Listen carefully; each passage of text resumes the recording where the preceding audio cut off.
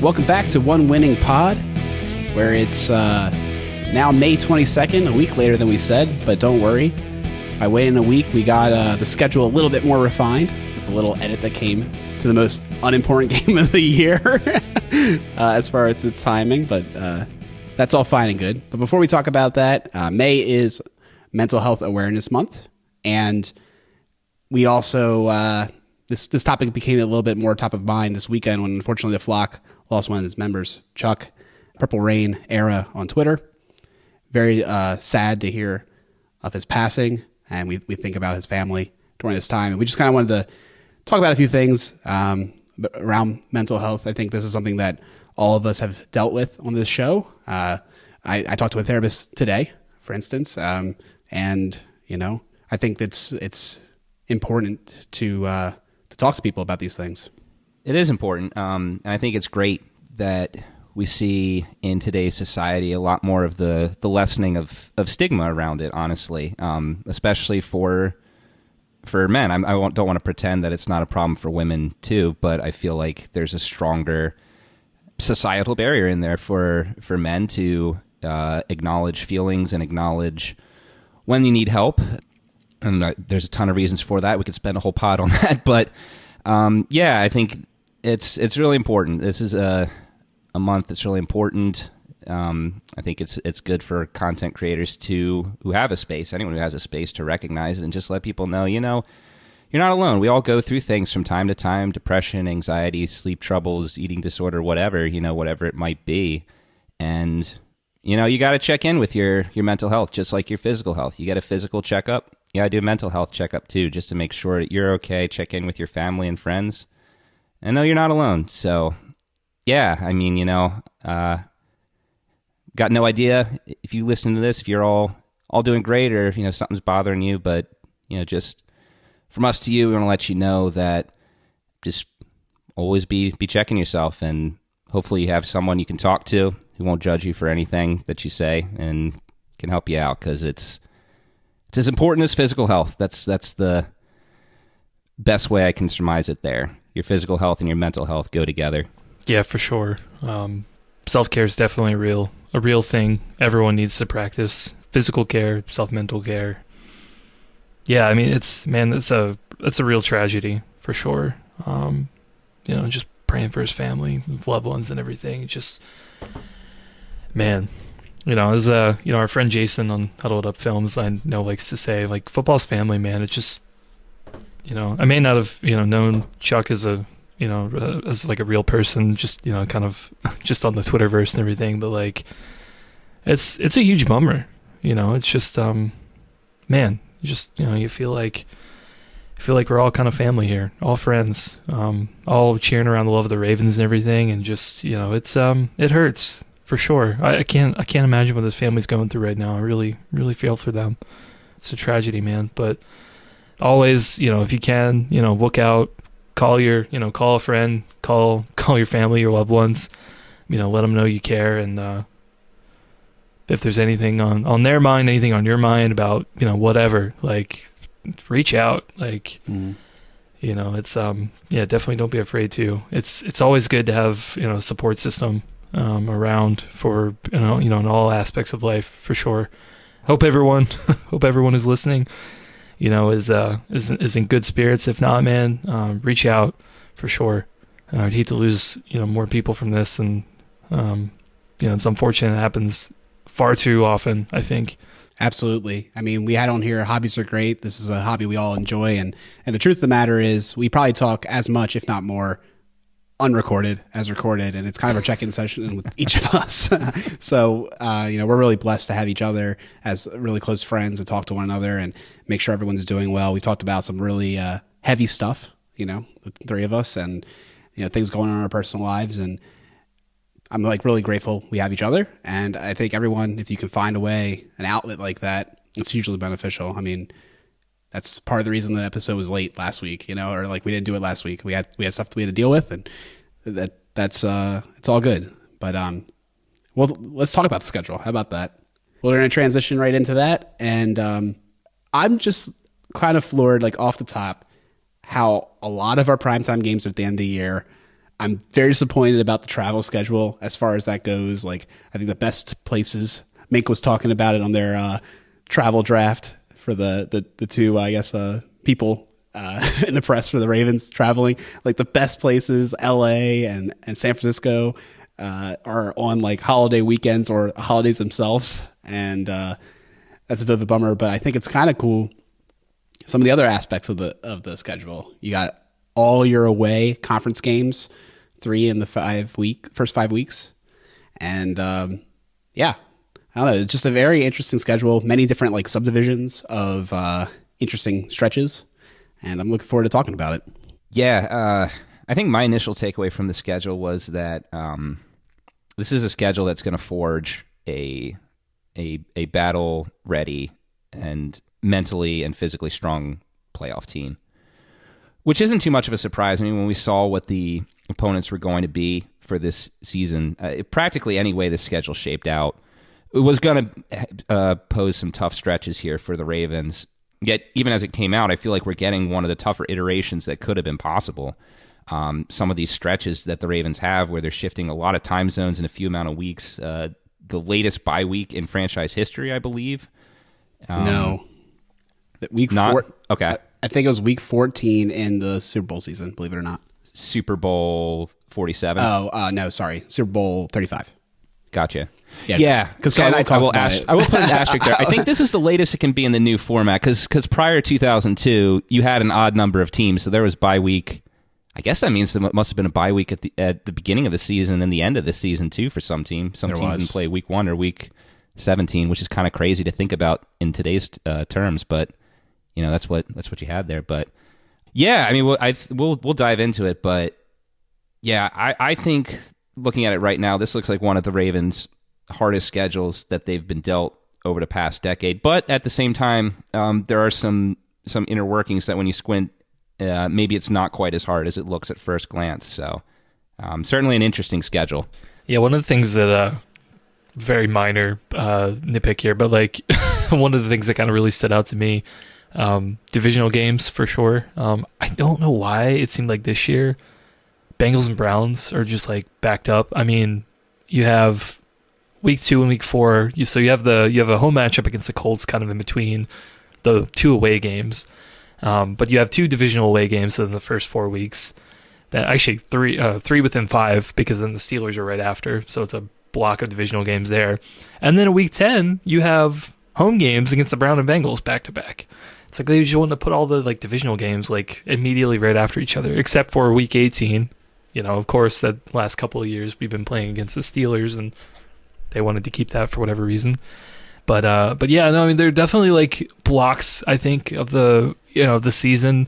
I'm sure to, kind of break it down that way. Like, there's a lot of away games in the first couple of weeks, including a matchup in London, which, we'll see what happens. Hoping it's going to be a little bit better than 2017, but at least we're not playing the Jags. That's nice. Couple of home games a little bit later, but against some good opponents. Yeah, some West Coast travel, which we didn't really have to deal with too much last season. So, yeah, man, it's something. I'm not gonna say like there's any nothing unfair or anything. I think for the most part, like it's laid out well. But yeah, man, it's definitely not. I don't think it's gonna be an easy schedule for sure. So I guess we're gonna jump into it. I don't know if we want to look at this week by week or as quadrants, but starting off, I don't want to say that the Ravens, are going to start off and it's going to be an extra preseason game. We did luck out in our early days of the podcast when I called the week 1 2019 was going to be a 5th preseason game for the Ravens, and they won that game. Good gosh, what was that, 59-10 or something ridiculous against Miami? that could have gotten on Old Takes Exposed pretty fast for the pod, but you can't think of many easier draws to start out the season. A Houston team who likely will be starting their rookie quarterback, his first NFL action at home in Baltimore. Hopefully an unexciting game and an easy win to start out with. But yeah, that's got Houston right off the bat there on this schedule. First home game, 1 of 9 home games during the regular season. You can remember it by 2023 being an odd year. That means odd amount of games at home, at least, until they introduce the 18th game. But for now, in this current iteration, we got 9 home games, only 1 preseason game at home. The first one against the Eagles now on Saturday, the big schedule change as of today. Very excited for that game. I think it's really cool that we almost always play the Commanders, local team, and this year we're seeing the Eagles. I kind of like how it's geographically confined in the preseason. But to get back to that Texans game, really tough break for CJ Stroud. Feel bad for him. That's about the worst opening matchup I can imagine. I think it might be his worst game of the year. Yeah, for sure. I guess they haven't decided if they're going to name him a week 1 starter, but that's definitely something he's going to have to deal with. Week 1, not many rookie quarterbacks start in their first couple of weeks, but there'll be a lot of growing pains for sure. I think going into week 2, I don't know if this means anything because it's ESPN. ESPN actually already has CJ Stroud listed as the starter on Texans depth chart. Okay. Yeah, I don't know if they got any tip or anything because usually those guys are listed as third string, but we'll see. He'll be throwing to Robert Woods and Nico Collins and Tank Dell and all the other Tank Dell and Hutchinson. Hutchinson, I'd right? Forgotten that. Yeah, Xavier Hutchinson. Yeah, I actually think they might have a decent little nucleus going. You got Dameon Pierce from last year. There's a chance that they'll be interesting. Maybe, but you're catching them at the right time. Yeah, not week 1. Yeah. It'll be at least a third into the season for that offense to start clicking if it's going to click. Yeah, the Ravens are actually kind of blessed. If they're going to face rookie quarterbacks, and they might, they're going to be playing them in the first 6 weeks of the season.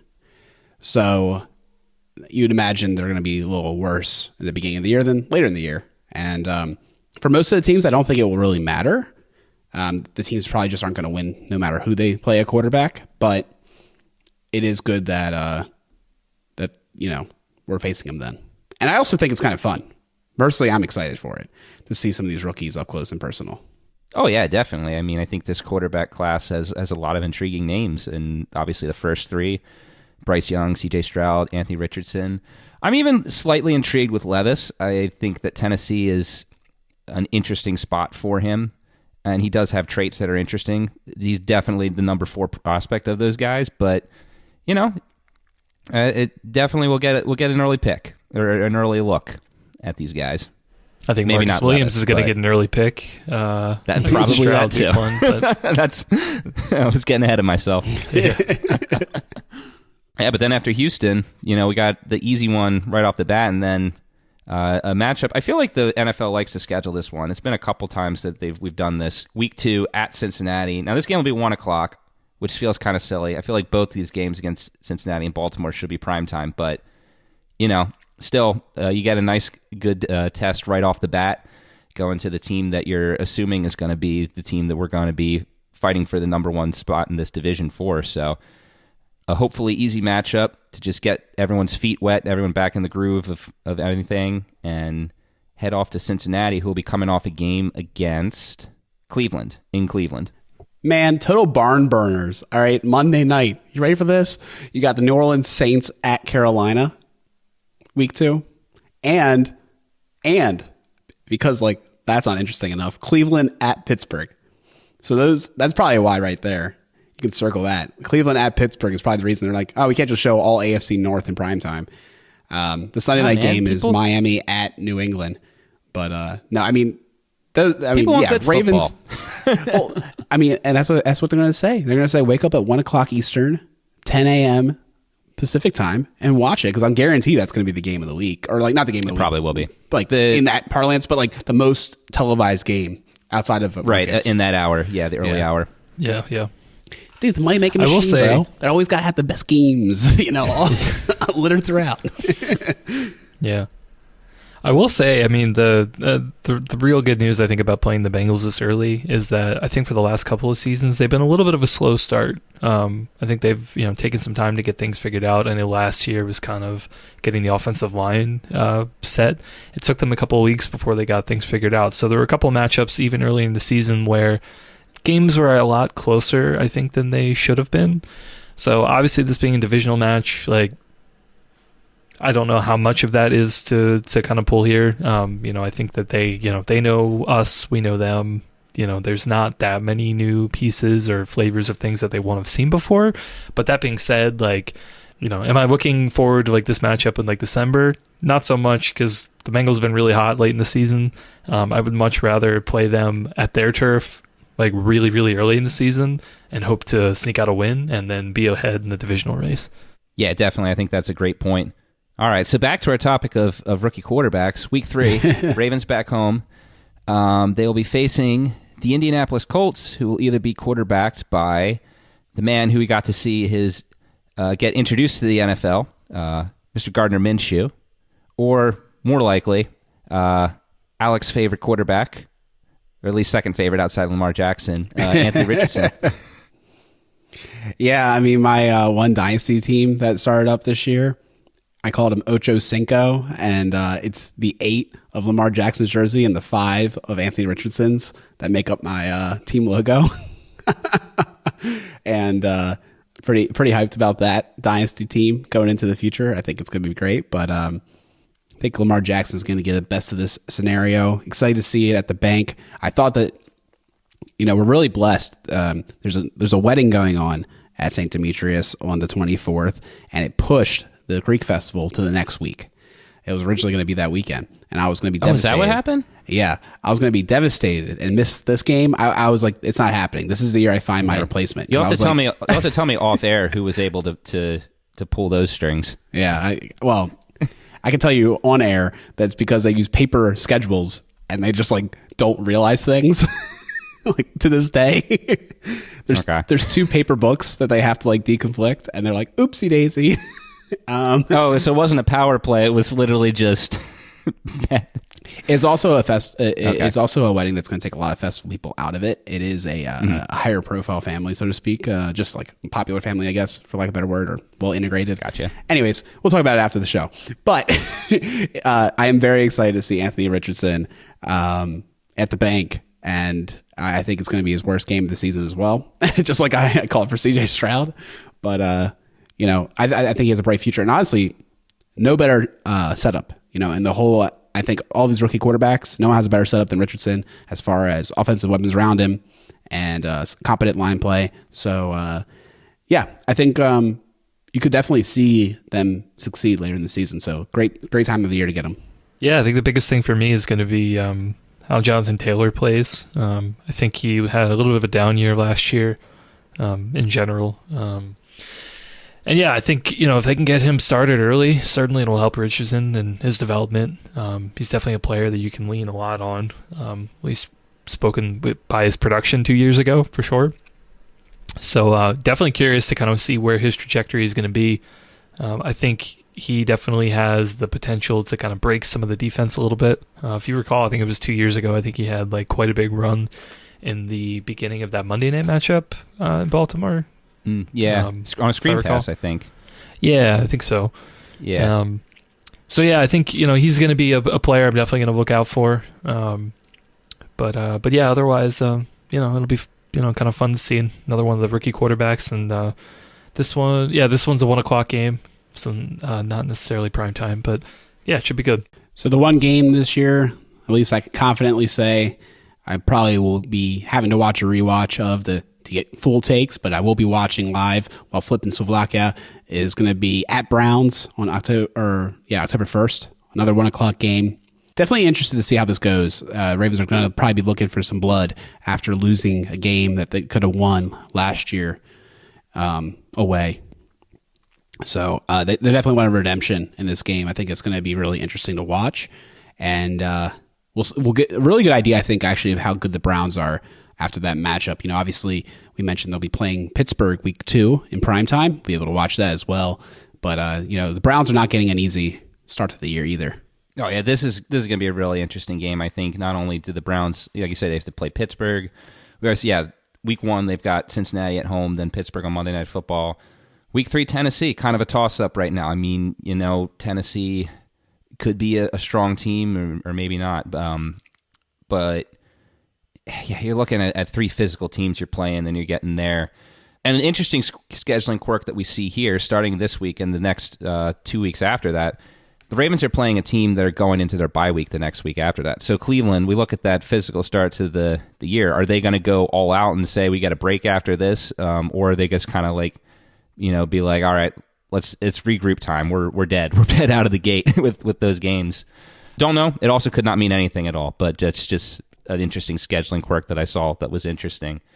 Another interesting thing to note, this game's going to be in October. And this is the 1 month where the Ravens have dominated the Browns throughout their history of these two franchises, as listeners know. But actually in October, the Ravens have had some difficulty with Cleveland. They've only had 7 matchups with Cleveland all time in games that have been in October, only winning 4 of them, which includes a 1-2 record in Cleveland. So interesting time to be playing the Browns.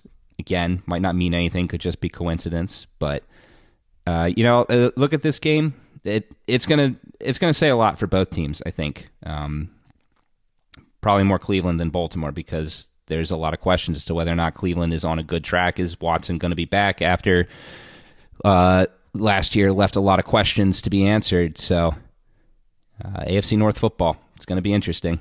In 2019, this game was a reckoning. Also week 4 for the Ravens. That's true. So, yeah, we'll definitely see how it goes. Moving on to week 5, you got another AFC North matchup at Steelers. Also another 1 o'clock game. Yeah, I think the divisional matchup, back-to-back, third in 4 weeks. Excuse me.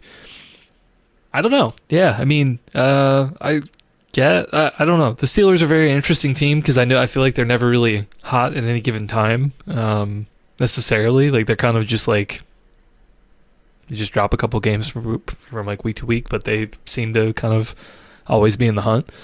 I think I think the Steelers are going to be interesting.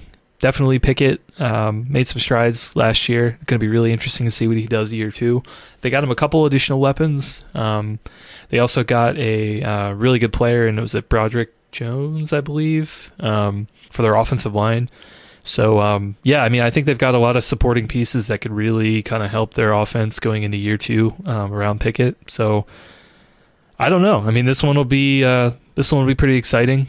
Just kind of curious to see what the new Steelers are going to look like. It feels like you can already chalk this one up to being a close game. I mean, you look at the past 5 seasons between these two teams. The only blowout has been the final week of the 2019 regular season that the Ravens halted the Steelers' minuscule chance of sneaking into the last seed of the playoffs with just a fantastic performance by Gus Edwards and Justice Hill in the rain. It almost doesn't matter if the Steelers are good or not, because even though it feels like this rivalry is not what it used to be, because so many big-name players have exited, particularly on the defensive side of the ball, something is still there. I don't know if it's because the head coaches are the same or just enough of both the front offices have been intertwined for so long in trying to build teams that are going to out-physical the other team. But yeah, these games are close. So this is going to be a physical 2 weeks of football, which will make the game that comes after this one very, very interesting. Most definitely. Big divisional matchup.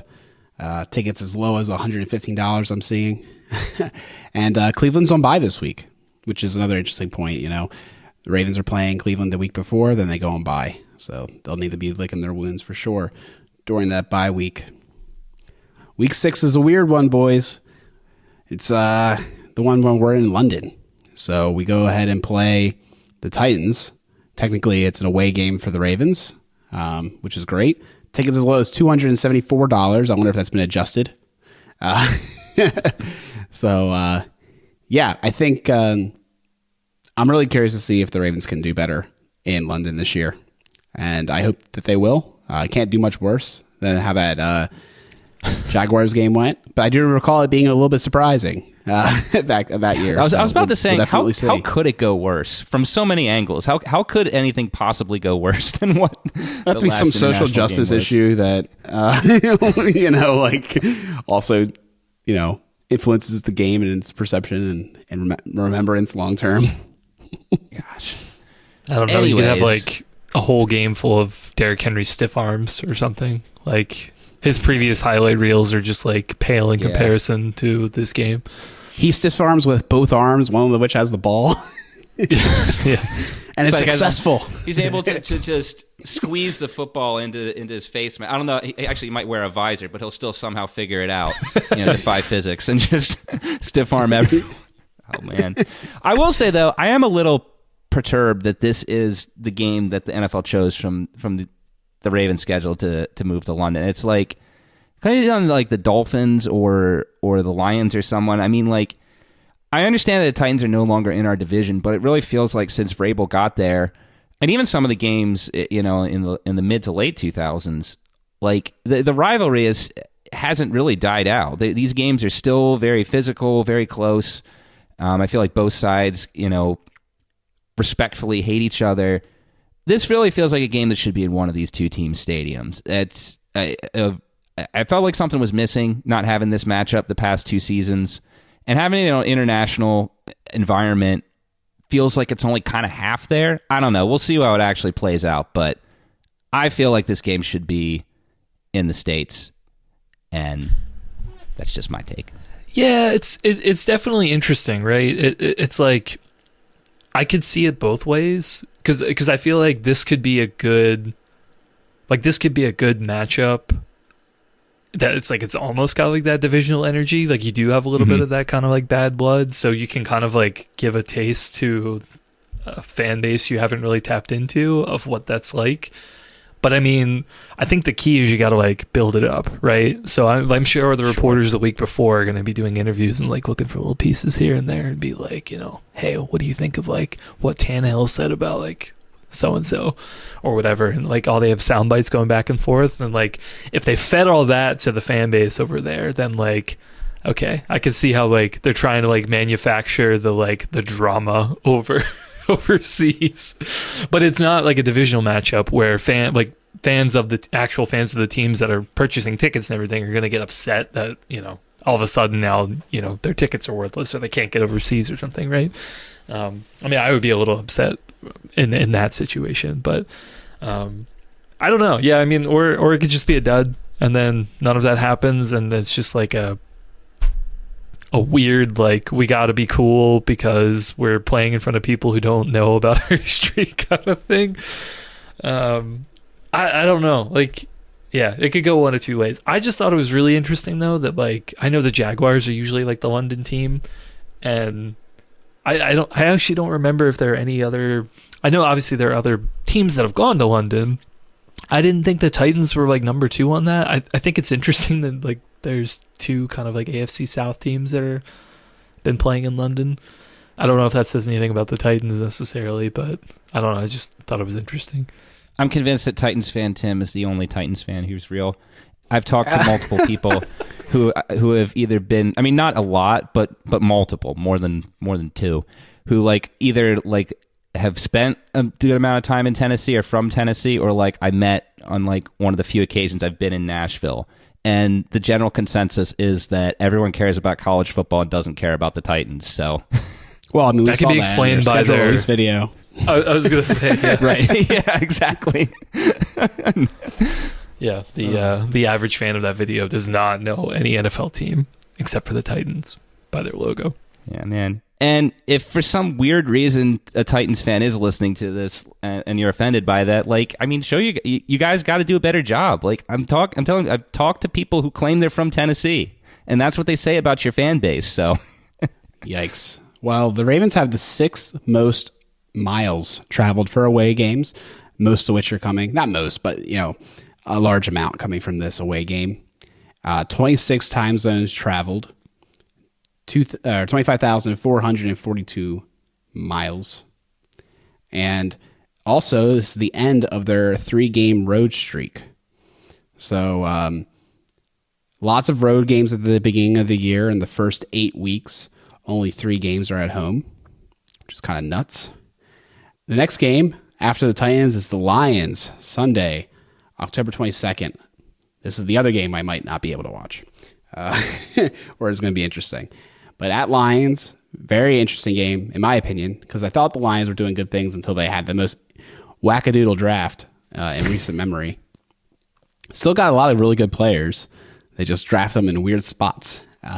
So we'll see how that plays out for them. Definitely a team I think that's on the rise, well coached, and this could be a trap game.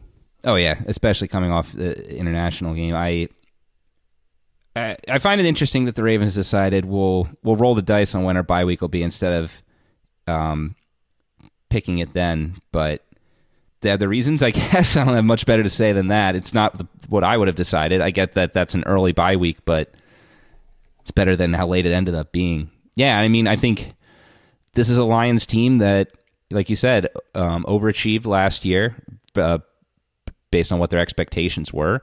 A team that actually performed fairly well outdoors for a dome team, a fast team. They got a lot of speed on offense.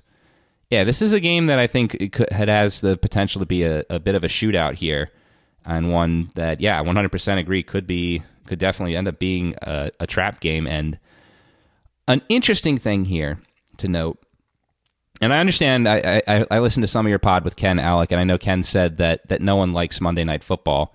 I don't know if I 100% buy that for all players. An interesting fact here is that after this game for the Lions, they'll be hosting their first Monday Night Football game since 2019.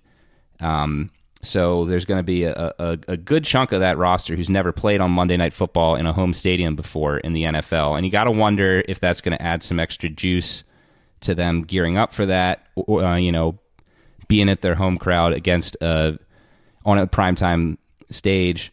Or the opposite, they'll be looking past this game against the Ravens towards that. So just another interesting tidbit of the scheduling there that could work in favor of the Ravens or not. The Ravens are going to be red hot going into that game, 5 or 6 wins. Hard to look past a team like that. I will say the Lions are going to have a little bit of juice, though, in that game. It should be Jamison Williams' first game back from suspension. Very little tape on him. Explosive athlete. One of my favorite prospects from last year's draft. So definitely a little concerned. Hopefully Money Marlowe can lock it down. And Rock Ya-Sin can, I guess, lock down St. Brown or however it folds. But definitely interested to see how that plays for the Ravens. I was going to say put Marlowe and Amon-Ra all day. I think he's going to be the bigger guy, but yeah, we'll see about Jameson. I know he have like one reception last year in a couple of games, but I don't know. We'll see what happens. But I was going to say at least hey, the Lions credit, their offensive line has been ridiculously good, and if you've got a good line and you've got a good running back, which I think Gibbs is going to be, I think that's a recipe for a really good road team. So, yeah, I mean, just kind of playing into the whole trap game thing, it definitely could be. I think they've got some pieces to be able to do some damage, particularly on the road. So, the Ravens are definitely going to have to be prepared for that. They can't really look past. Fortunately, I will say, I don't really think that they need to look past the Lions at all because I'm not worried about the Cardinals. That's the away game the following week, week 8. They're in Arizona to play the Cardinals for a 4:25 game. I feel like I've talked about it on the pod. I'm not a fan of the Cardinals. I think their franchise is probably the worst in the NFL. Ooh, hot take. I'm really not that I'm really not that sold about pretty much anything that this franchise does. I think it's going to be fine. I think this, I would say the Cardinals will be a trap game just because I don't think that I think the Lions are a good team. But I also just I don't really see the Cardinals winning that game either. I just don't really think they have a defense, and I mean their offense can be good, but I don't know. I'm not worried about it. What do you guys think? Kyler may or may not be back by then, so there's that part. But I think I've never heard of a team mocked to be the number 1 overall pick more than the Cardinals before any games have been played, or they're talking about them being the number 1 pick before the draft even started last week, or this year, a couple months ago. So I don't know, man. The Cardinals are a mess, and this is definitely what should be a winnable game, and basically just a scouting trip for the Super Bowl. Interesting. I mean, I'm not going to argue too hard for the Cardinals here, but I guess I didn't know how bad Kyler Murray's injury was. Once he's not expected to start the season. I mean, he got the ACL late, you know. Did? So. Okay. Yeah, I won't pretend. I have no. It's unclear. I have no shares It's of unclear. any of the Arizona Cardinals offense in any dynasty leagues, and obviously I'm not a fan of them. So I'm a bit behind on my Arizona Cardinals facts. But I mean, it's so crazy because this team was a playoff team 2 years ago, and Murray, while he gets some flack, like he can play.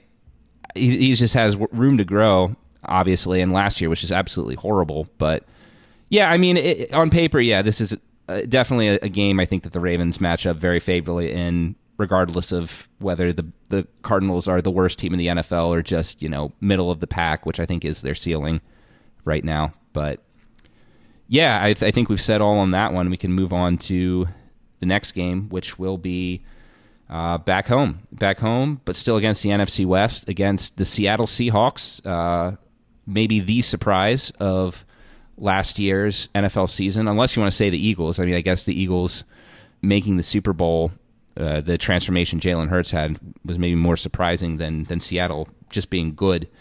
But another interesting matchup, and I think this will be a great matchup for the defense here. You got DK Metcalf there. Tyler Lockett's still there. They drafted Jackson Smith and Enigma. They got Kenneth Walker and Zach Charbonnet. Loads of offensive weapons here. The question will be, can Geno Smith do it again? And I think you also look at the Ravens' travel schedule. Of all games on this schedule, I feel like this is the one where the Ravens have the biggest worry about being winded, because you had, in this stretch beforehand, you had 2 tough divisional road games. Then you went to London, back home against a team that we know can play fast in Detroit, went all the way to the West Coast, and now you're back home. Like, if there's going to be anywhere here where the Ravens are going to be winded, I think it'll be this game, or at least the potential for it. Yeah, for sure. It's one of those things, too, of like, on the flip side, I really wouldn't want to have this game be away either. Seattle's definitely a tough place to play. So, yeah, it's just like, I think either way, I think this is definitely going to be a tough matchup. I think I think it's a great point, though. I think that, with all the travel, I think there's bound to be probably a game in here where they're kind of just going to need a rest game. Things are going to catch up.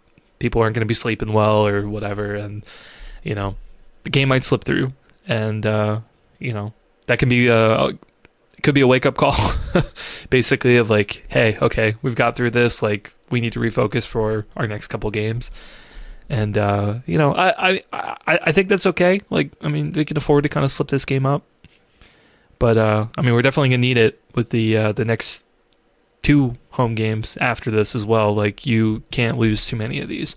Yeah, interesting to think that, one home game, trap game against the Lions, take a week, another trap game at home against the Seahawks. But I do see it that way.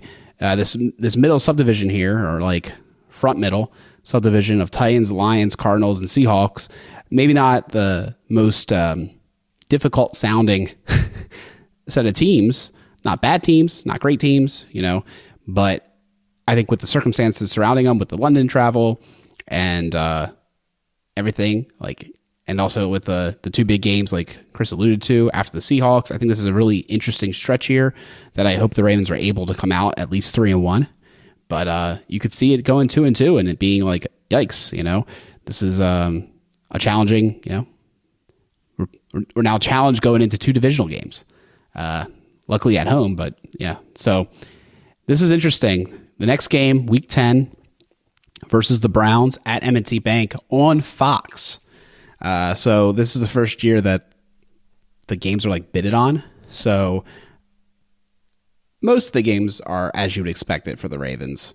Most are on CBS. Sometimes when you're paying an NFC opponent, it's on Fox. But this one, 2 AFC teams on Fox. So pay attention to that when November 12th happens. But seeing the Browns at home is going to be interesting. We talked about how it's going to be a very tough game away, week 4. And if I recall correctly, we beat the Browns on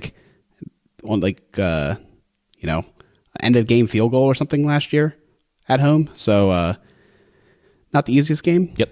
Yeah. So I think it's going to be another tough matchup. Yeah, and I mean, it's hard to predict now. It all comes down to two things. I mean, Deshaun Watson, obviously, and I think another thing that's going a little bit overlooked is Cleveland running game. Nick Chubb's been insanely consistent, but he's getting older. At some point, his production's going to take a dip. I think sometime between the next 3 seasons is reasonable, given where his age is. And you don't have Kareem Hunt there anymore, if I'm correct. I'll check that.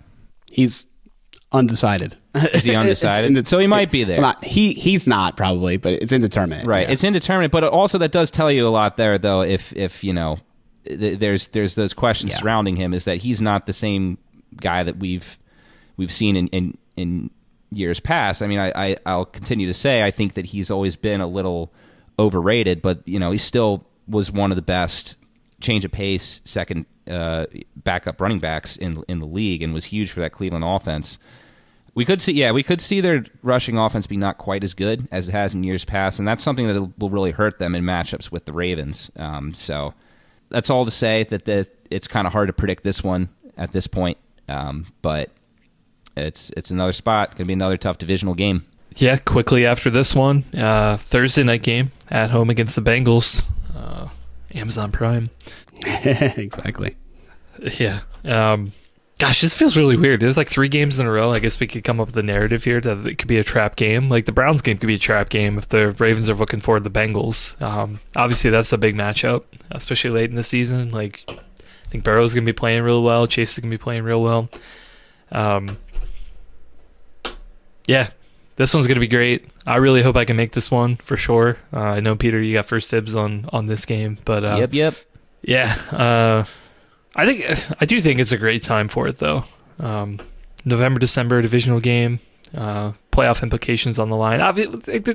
There's a number of weeks I think a lot of things can happen in the next couple of weeks, but I think with where both these teams are at, I don't think any team is going to implode the last couple of weeks of the season. So I do think this means a lot. So yeah, it's going to be a game. I think I'm glad it's at home. Obviously, you know, going to an away game on Thursday night's not fun, but it's going to be a big one for sure. I'm looking forward to this one. It being a home game is definitely an advantage. However, the week before, Cincinnati's playing Houston in Cincinnati, so they have that like pseudo bye week going into. But it's later in the season. This might be when Stroud and company, you know, that offense starts clicking. So it might not be. It's a beautiful thing. I like the idea. Yeah, I also hope I'm at this game. I have full intentions, but you never know what curveballs life might throw at you. But yeah, this is the primetime game, you know? Primetime game at home. Tailgates are always through the roof. And, you know, we'll have to get off work a little early on Thursday to get downtown. You know what I'm saying? I'm all for it. Yeah, me too. I didn't even think about that. Oh, man, that'd be fun. I didn't either until he just mentioned it. But now I've take the day already made off. plans. I'll take the whole day off. Barbecue in the morning. Like, Ooh. Man, that'd be less. We'll be tailgating from like 9 a.m. We're going to have to get correspondent K-Fish. We need to get his brisket in. I told him we're going to go down 83 with the smoker in the back of some pickup truck I rented like Home Depot.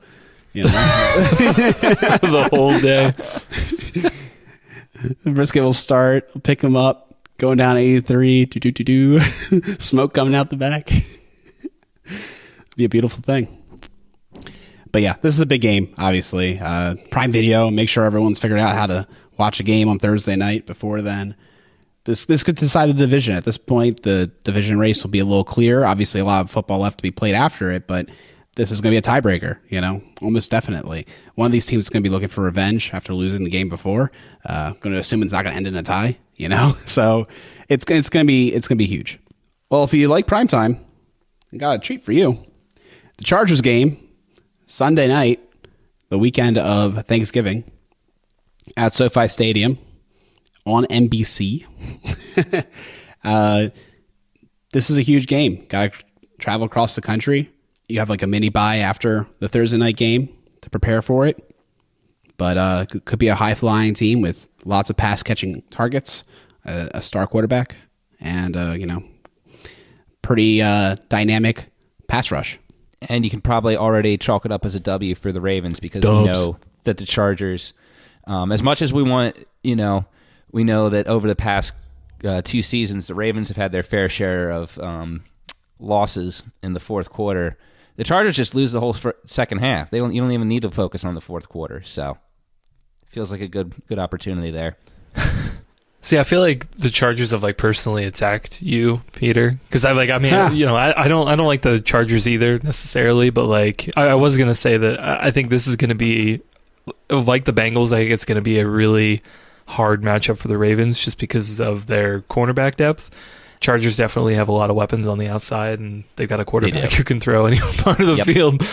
I don't know who's gonna be lined up on which receiver at this point. I mean, they've got a ton of big-bodied guys that can run, but I think it's certainly going to be interesting putting these 2 teams back to back. If the Ravens have any issues with the Bengals, I think the Chargers are going to see the same thing and be like, we can exploit that. They've got a similar roster, at least on offense. Defense, I'm not going to say that they're anywhere close. But after that's the bye, and I would call this 6-week, 5-game part of the season the prime time subdivision.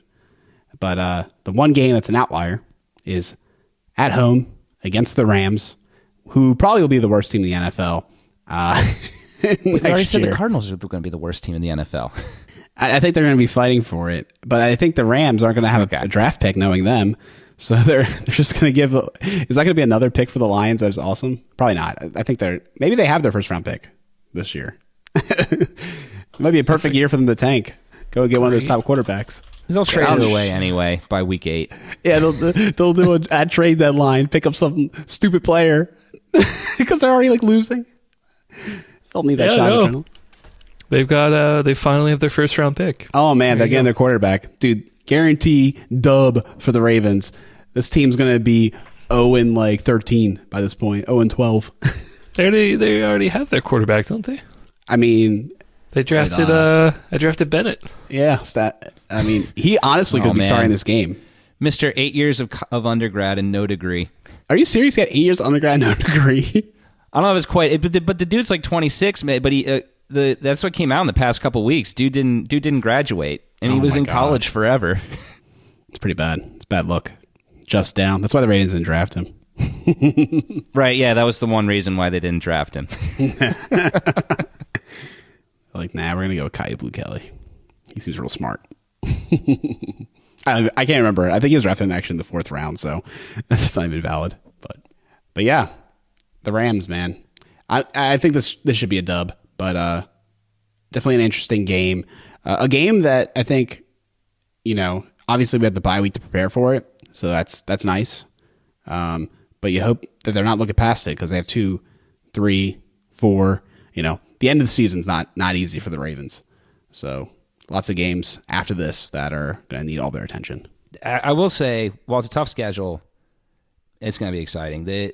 Going back to Jacksonville, making that a Sunday night football game, that's really exciting. Another interesting tidbit of Monday Night Football, or primetime football trivia for you. Jacksonville, 2 weeks prior to this, they'll be hosting the Cincinnati Bengals on Monday Night Football. Guess what year was the last year that Jacksonville has been on Monday Night Football? I thought this was incorrect, but then I saw multiple sites back this up. 2017? Way off. 2011 is the last time that Jacksonville has been on Monday night. Was that against the Ravens? I think there was one game that they played. Yeah, so in 2011, they played us on October 24th, and then December 5th, they played in San Diego. No, against San Diego. Got crushed. And that apparently is the most recent time that Jacksonville has been on Monday Night Football until 2 weeks before this game, this Sunday night game. So that's pretty wild, but it really has no bearing on this game. Still, though, I think that, we saw some big strides from the Jaguars offense last year. Obviously, I mean, great comeback by them. Tip their cap. You got to tip your cap to what they did last year. Should be a great game. I think that the Ravens are going to come in there wanting revenge, and I think they're going to look at Jacksonville, who I'm assuming, considering how weak the AFC South is, will be in position for a playoff spot again. They'll look at this as someone that they could possibly match up with in the first round and want to really make a statement. So it's a really interesting game for late in the year. Yeah, I think this one's great. Like you said, Peter, Jacksonville definitely an ascending team. That game last year, I was just so disappointing. It was just one of those games. I feel like the Jags at that point were not really the ascending team that we kind of think of at this point, or at least it was one of those where I thought the Ravens were like clearly a step up, and man, just felt like they blew that one for sure. So I definitely think this could be a little bit of a revenge game. But that being said, yeah, the Jags have definitely got an ascending offense for sure. Their defense is also pretty good. They've got some nice pieces. They drafted fairly well this year as well. So I think another year with Lawrence and Doug Peterson, I think their offense is going to be even better. But yeah, it's going to be cool for sure to have a primetime game. I think that's a great one. Just a great matchup for that team. I'm curious, actually, we'll have to take a look at the Jaguars schedule. You said they had that Monday night game against the Bengals before and the Sunday night game against the Ravens. I wonder how many other primetime games they might have. Yeah, I'll have to look it up. I mean, you make the playoffs, and even if you've been bad for a while, that definitely piques the schedule makers' interest. But let's get the Jaguars schedule up here. They have a Thursday night game at New Orleans, and then just those two games that they host: Cincinnati December 4th and Baltimore December 17th. So only 3 night games, 2 of which in the last full month of the regular season against the AFC North at home. Oh, okay. Man, you kidding me with the amount of draft picks they had? Holy cow. This team was out of control. They had 14 or 15 draft picks. They had 3 picks in the 4th, 5th, 6th, and 7th round. Just addicted to picking. Mm-hmm. Yeah, they got a quarterback. This is their first quarterback since Brunell. Really, they're like, we gotta go all in. We might never get one again. Oh my gosh! And they drafted Parker Washington after the Chenault experience didn't work for them. They went ahead and got Parker Washington, another kind of similar, running back as a wide receiver prospect. Very interesting. Well, I definitely think this is going to be a tough game. Rookies or not, they got the tools that they need to compete. And the next game is not going to be that much easier. I don't think at all. 49ers, Christmas night. And maybe they'll have their quarterback situation figured out by then. So this is definitely a team you want to get earlier in the year. But yeah, we'll certainly see how this one plays out. And hopefully you can get that dub to end the holiday celebrations. Yeah, this one could be a Super Bowl preview. I mean, I think the NFC, we all have a hard time seeing anyone outside of San Francisco or Philadelphia representing them, right? And I mean, the AFC, let's be honest, is crowded, but I think the Ravens have just as good a shot as probably about 7 or 8 other teams, So it'll be interesting from that angle. We'll see how both those teams are shaping up at that time. But also just an interesting one just because of how much both these teams love the ball, to run the ball, and do defense. I don't think that the 49ers are really built the same way as, say, the Steelers are. So it's not really like looking at two teams that are kind of mirror images of each other, but they still like to do a lot of things that the Ravens like to do. So from that standpoint, I think it'll be pretty interesting. Yeah, I do agree with you, though. You feel better about a win here if this game is in the first half of the season than the second, but at the same time, I think it being later in the season, we're going to get a really good matchup here, and if it's a Super Bowl preview, even better. Yeah, I'm definitely curious about this one. I like the Ravens' history. Yeah, that's true. I was just going to say, I'm curious about this one because I don't disagree. I think the 49ers are a good team, but I will say over the last couple of years, they've had a lot of, unfortunate kind of luck in terms of injuries. And to the point where I feel like I'm not, I don't know, I could see them regressing a little bit because we really just don't know if they're really that good or if they've kind of struck gold a year and then, kind of reverted back to themselves and struck gold again, you know what I mean? So, the quarterback situation, obviously they got to get it figured out. They still don't know if it's going to be Purdy or Lance or, what's going on there. I don't think they're going to have an issue with like running back. I think their offense will be okay. But, in terms of some of the other players, like, I don't know what their roster is going to be like. Are they going to have any injuries that are going to derail things? And what's going to happen there?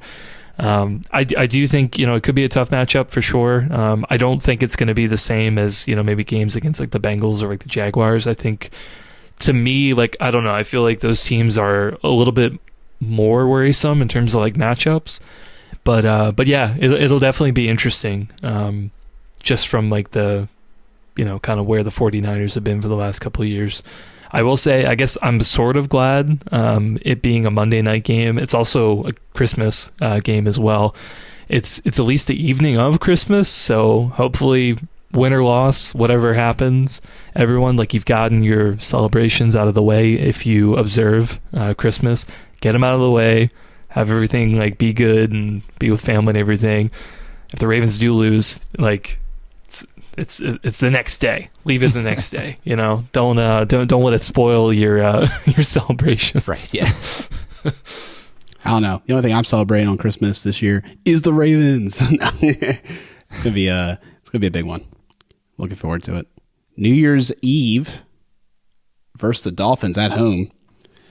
I don't know if you guys remember that game or just blacked out from the beginning of the season last year, but definitely a little bit of a revenge game for the Ravens.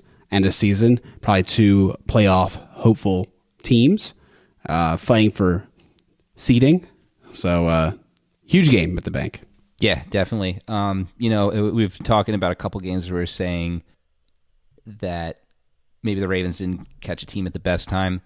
You love to play Miami up north at home in December. Like, I feel like every time that the Dolphins have been in Baltimore in the second half of the season, it's been not just a win for the Ravens, but a pretty big one. Interestingly, last year, December was when this team imploded. If anyone remembers, they lost all their games in December, and that includes, and if you want to extend it a bit, they lost on January 1st as well. So did not play well down the stretch last year. Just one season, of course, still, but regardless, though, I think that is a schedule advantage there in the Ravens' favor to be playing Miami at home in December. Yeah, I'm glad we get another crack at them for sure. Dolphins are another one of those teams, man. It looked like they definitely they've definitely tried to put a lot of pieces in, particularly on defense. I feel like they were signing guys and they traded for a couple guys during the season last year to kind of shore things up. Particularly their pass rush. You just haven't found the guys that have been strong enough contributors, like kind of full time. But they ended up bringing over Jalen Ramsey to pair with Xavier Howard. So, their secondary, which was already pretty good, I think got a little bit better. But that being said, yeah, just, they were a really confusing team down the stretch. Like, even, being without Tua, like, I get that that's going to hurt. But, it's kind of like the opposite of the 49ers, right? Like, the 49ers clearly, like, they thrived even though they were on their, third quarterback with Purdy, and the offense seemed to be fine. But Miami just, like, I don't know. They have the pieces to put things together, but then some weeks it doesn't work at all on offense or defense, really. So, yeah, this is like another one of those games. Like, if the Dolphins are hot, this will be a great matchup. Look forward to it.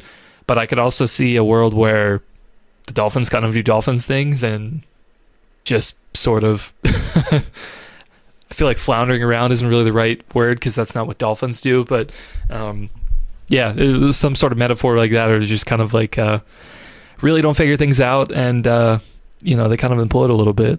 I'm definitely curious to kind of see. There's a lot of season between beginning and when we play them, so could end up being a great game to just veg out a little bit and just watch some domination. I'd love to see that. All right, and then that brings us home to the end of the regular season.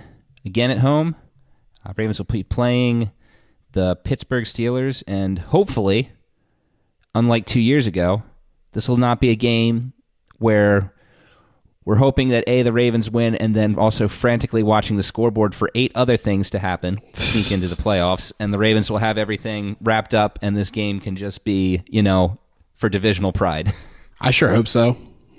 I mean, Yeah, I remember that game. Wet. Sad end of the year. Bowser probably wants to forget it. I got hurt that game. Time to be determined. Maybe this game gets flexed like it did in the past, but I highly doubt it. I don't think this will be the game that people want to watch. I just doubt that it will have playoff implications that high. But yeah, I guess we'll certainly see when it gets scheduled for. All right, well, with that, unless there's anything else you want to say to the schedule, I guess we can wrap this up by doing the completely useless but always fun prediction of record of the Ravens. Now that we've seen this, I feel like what we should start with to go Chris, myself, and Alec, because usually we've got Alec as the uber optimist. Chris is the most pragmatic, and myself somewhere in the middle. So, not to put you on the spot with the first one, Chris. Yeah. 1 sec. I want to pull up. What the heck did we do last year? 10-7 last year. I mean, for what it's worth, I do think the schedule is going to be harder this year. I know. I feel like we were okay. I mean, we were 8-3 for the first 11 weeks, 12 weeks or so, and then just kind of imploded the last half with Lamar's injury. Assuming everyone's healthy, I will say I don't see it. Like, I'm not gonna say we're gonna like sweep everybody here, but I'm thinking like 11-6. I think that's probably gonna be good enough to, I mean, at least get a wild card spot. I think, yeah, given the schedule, just a couple games in there, they're probably gonna toss up and lose that we'll be upset about in the moment. And I'm sure we'll analyze it and be like, if they did these like two things better, it would have been fine. But it's just how the Ravens are, I think. So 11-6, but I think it'll be good enough. That's all we need. Nice. Yeah, I am going to go one game higher, say 12-5. This exercise, like we said, it feels pretty fruitless because we just don't know who's going to be healthy for the Ravens, what these teams are going to actually be. But, for the heck of it, while we were going game by game, I put in predictions, wins and losses. Right now, losses, I said at Cincinnati, at Pittsburgh, versus Detroit, versus Seattle, and at San Francisco. So that puts us to 12-5. Feels reasonable. Maybe a tad optimistic, again, like we said, with how tough this schedule is and with how stacked the AFC is. But if we can get a full season out of Lamar, this team, there's no reason this team can't be in the mix and get the number one seed. Let's not forget that the Ravens, they were number one seed when Lamar went down in 2021. How high were we in 2022 last year? Doesn't matter. But we know that this team, we know this team finishes high if Lamar's healthy. Yeah, I mean, I'm going to just say I want Lamar healthy at the end of the year. If he misses a game or two during this long season, that's somewhat, it's better. It's better, obviously, than not being available for the playoffs or near the end of the year when you need to get in the playoffs. I think you guys are right around correct with the wins and losses. I would probably lean higher, like Peter, around the 12 win, but it's not easy. I counted up dubs. It's going dub, dub, dub. I had 11 actual dubs. And I usually count all the other games as half because can't give them a full L. They're never full L's. So maybe it's a little bit more. But I think the thing is, I don't care what their schedule wins and losses is, as long as they are Kings of the North, and that's what I'm going to call for this year. I'm going to call for Kings of the North, divisional title, and therefore get a home playoff game. It's not the game though. The game is, you got to call out a record, man. That's the game. All right, fine. I'll go one more. 13. And we're all picking the over. We're all picking the over. That's all I was asking for from you. The rest is great. Sure. That's all I was asking. Yeah, we're all picking the over for the Ravens total. Only 4 losses. Set at 10.5? No, it's only at 9.5. 9.5. I think Vegas doesn't believe in Lamar's health. I mean, that's the only thing I can chalk up as why they're so low. I mean, granted though, that's kind of the ceiling, I think maybe just the Chiefs are 11-5, which is insane. That's just wow. There's a couple 10-5 teams, not many. So it's tough. I mean, it's tough to win in the NFL. It's tough to win consistently. You could be a damn good team like the Ravens were last year and go 10-7. It happens. So I completely understand it. I just think this is a solid year. I get a lot of 2019 vibes from this squad. And I just hope it ends better than 2019. But I think the ride might be just as fun. Well, that wraps up the show. Thanks so much for listening and waiting for us to release our scheduled show. Let us know how many wins you think the Ravens are going to get at this far too early juncture. You can reach out to us and tell us that on Twitter at OneWinningPod or email us onewinningpod@gmail.com. We'll be back eventually, probably about 2 weeks, maybe do a State Division show. But we'll talk about it. We'll figure it out. And certainly not the last time you'll hear from us. And with that, go Ravens.